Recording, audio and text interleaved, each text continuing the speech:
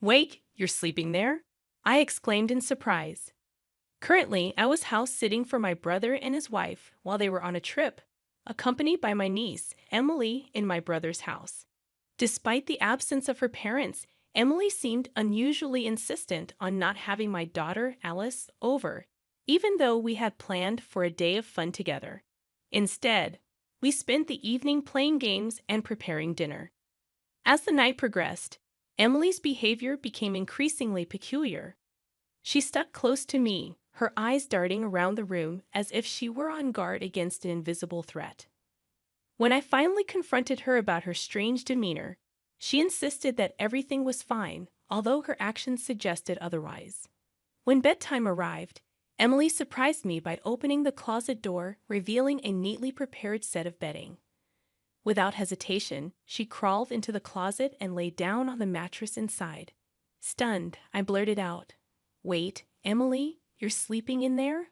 With a serious expression, she reassured me, "Yes, but it's okay.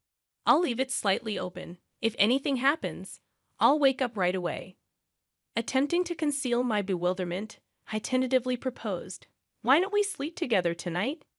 After some persuasion, Emily reluctantly agreed and climbed into my bed. She inquired if it was permissible to keep the bedding in the closet, her chosen hiding spot. Although it only deepened the mystery, I consented. Curiosity piqued, I asked, "Why do you need a hiding place?" Emily, after extracting a promise from me not to laugh, whispered her response, "The monster is coming." Initially, I found her fear endearing, akin to a child's imaginative tale. However, the story that unfolded next shattered my skepticism. Emily trembled, clutching my arm. "The monster is very scary and clever. It only comes when Daddy is not here. Mommy says I can't leave the closet until she has driven the monster away. She always cries while she's doing it." I tried to help her once, but it was too scary when it pounded on the closet door. As I held the frightened Emily close, a sinking realization settled in. The monster, it seemed, was real. I was caught off guard by my sister-in-law's affair, and suddenly, her unfaithfulness seemed to manifest as this ominous presence in their lives. The evidence was before me. Emily's father's absence, her aversion to my daughter's presence, her watchful eyes on the windows and the front door. It all pointed to her genuine fear. My heart ached for sweet Emily and for my brother, who trusted his wife implicitly. Anger boiled within me, but my immediate concern was to reassure Emily. Gripping her hand, I offered a reassuring smile. "It's okay because Aunt Lily is here today. The monster is clever, right? Maybe it won't come in because it sees a stranger. And your mom, who's usually targeted, is with your dad today, so the monster can't approach her." Yet despite my attempts to comfort her, Emily's anxiety persisted and grew with each passing moment. In an effort to help her confront her fears, I suggested hiding in the closet together, urging her to talk openly about the monster. However, as Emily revealed another alarming detail, my concern deepened. Unable to contain my apprehension, I found myself rushing out of the house with Emily, still clad in her pajamas, desperate to protect her from the impending threat. In a rush, I drove back home and explained the unsettling situation to my husband, who promptly headed to my brother's house with his friends in tow. Around 10 p.m. that night, as they arrived at my brother's place, I received a call from my brother, who was still on vacation, inquiring about Emily's well-being. "Did Emily go to bed? Forget about your husband and daughter. Get some rest yourself. Make sure to lock the doors, okay? Good night," he advised sternly before hanging up, emphasizing the need for security and rest. After assuring him about Emily, I looked at her, peacefully sleeping beside my daughter, and made a silent vow to protect her from the unseen menace. The following morning, my husband returned after staying the night at my brother's house. His account of the previous night's events filled me with a mixture of fear and anger, validating my decision to leave my brother's house. Throughout the day, I remained at home with Emily and my family, awaiting my brother and his wife's arrival to collect their daughter. When they finally saw us, my brother's immediate reaction was accusatory, demanding why Emily and I had left the house against his instructions. "Why didn't you guys stay at the other house? I told you repeatedly not to leave our home. What were you thinking, going back to your own place after agreeing not to?" He protested vehemently. Sensing something amiss, I calmly questioned my brother about how he knew we weren't at his house while he was away. He hesitantly revealed that he had given Emily a smartphone with GPS functionality. However, his explanation seemed inconsistent, given his earlier insistence over the phone that we shouldn't leave.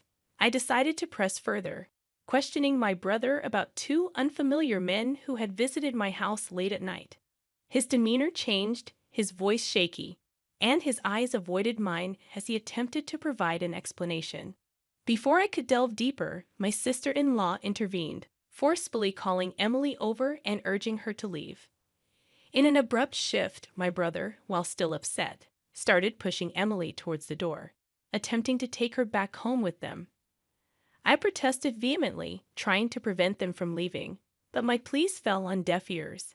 Emily, clearly distressed, reached out to me, and I instinctively pulled her behind me, shielding her from their insistent grasp. "Hey, we're not done talking yet," I called out, my voice determined, refusing to let them take Emily away without addressing the mounting questions and concerns that clouded the air. "What do you think you're doing?" My sister-in-law's voice rose in surprise, and she released Emily's hand. However, I kept Emily protected behind me, away from my brother and his wife. They hurled aggressive words at us and charged forward, fueled by anger. My husband and I were resolute in our determination not to let them take Emily, managing to force them out of the room. At the front door, waiting police officers swiftly apprehended my brother and his wife.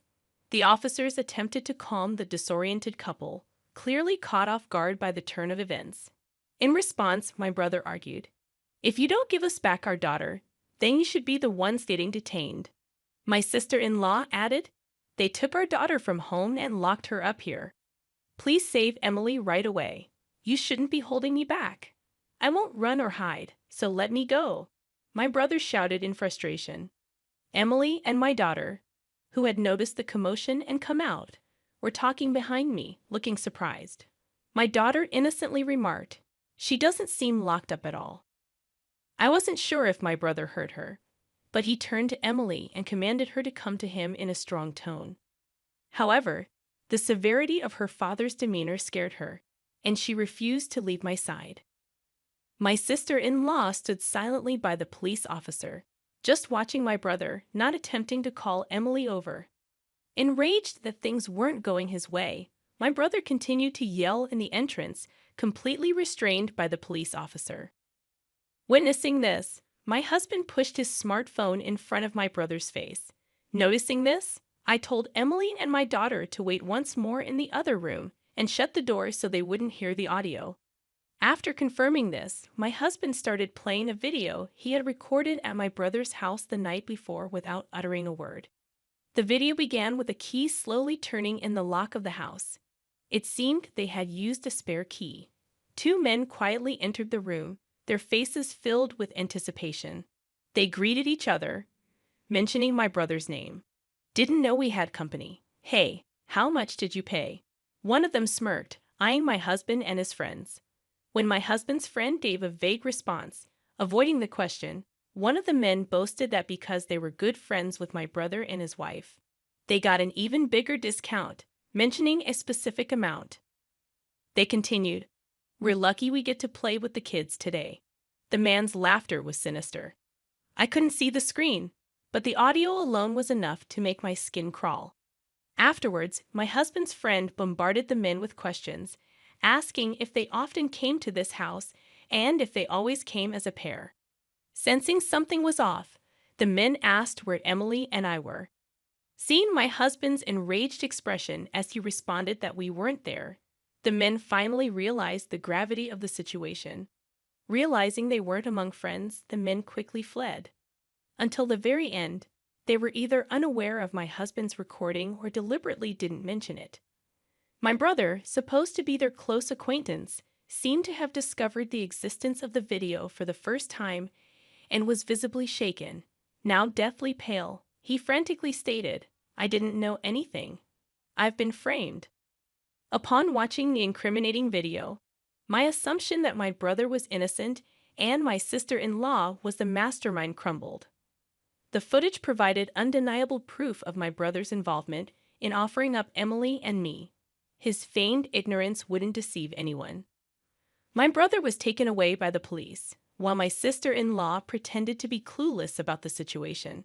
However, the police officer, having already heard Emily's testimony, asked her to accompany him for further questioning. Consequently, they both ended up in custody together. In subsequent police interrogations, my brother and his wife confessed to everything and were arrested. It was revealed that my sister-in-law lured men into their home on nights when my brother worked late shifts, exploiting Emily discreetly to meet the demand for children in certain circles. Emily, unaware of the sinister nature, posed as instructed, thinking she was helping her bullied mother.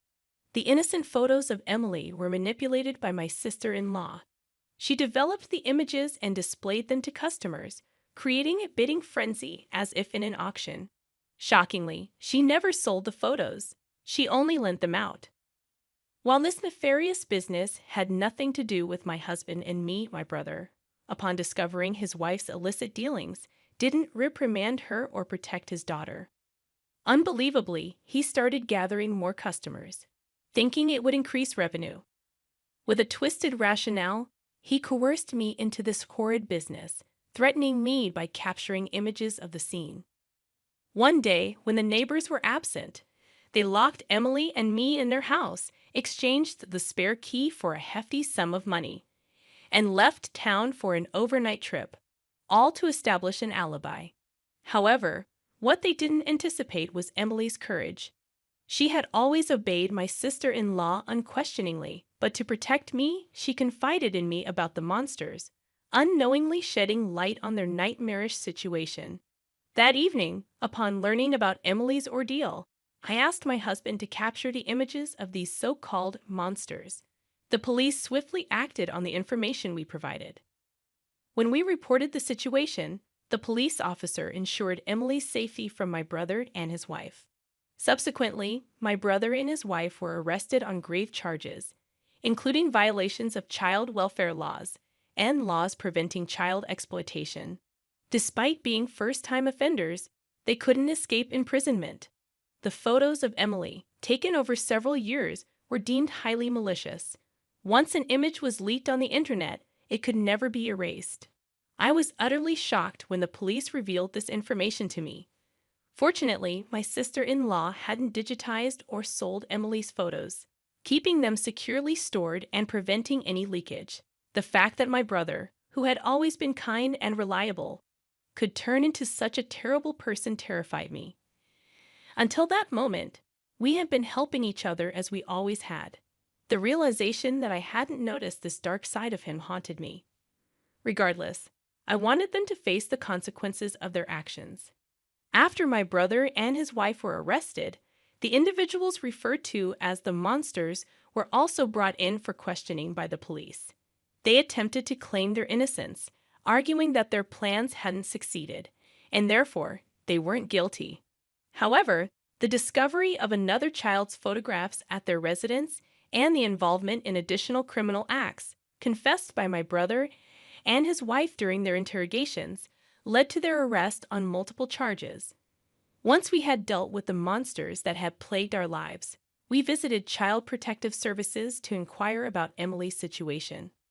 With her parents arrested, Emily was left without anyone to care for her. In truth, her parents were unfit guardians from the start, so custody of Emily was rightfully taken away from my brother and his wife. Neither my brother nor I had any living parents, and my sister-in-law's family was entirely estranged. We discovered that if no one from her family agreed to take her in, Emily would be placed with foster parents. After discussing it with my husband, we decided to adopt Emily. To me, Emily was not only someone I felt deeply indebted to, but also a girl I had grown to love as my own daughter. The mere thought of leaving her was unbearable. Thankfully, my husband agreed, and we viewed this as an opportunity to move to my in-laws' town. Our daughter, who adored her grandparents and had always longed for an older sister, was overjoyed. She eagerly anticipated the weekends when she could see her grandparents more frequently. Now, her dream of having Emily, whom she adored as a big sister, had come true. As for Emily, who had finally escaped the clutches of her abusive parents, she adapted remarkably well to her new environment as an older sister. It was incredible to witness the resilience of children. She was gradually embracing a happier and more peaceful life.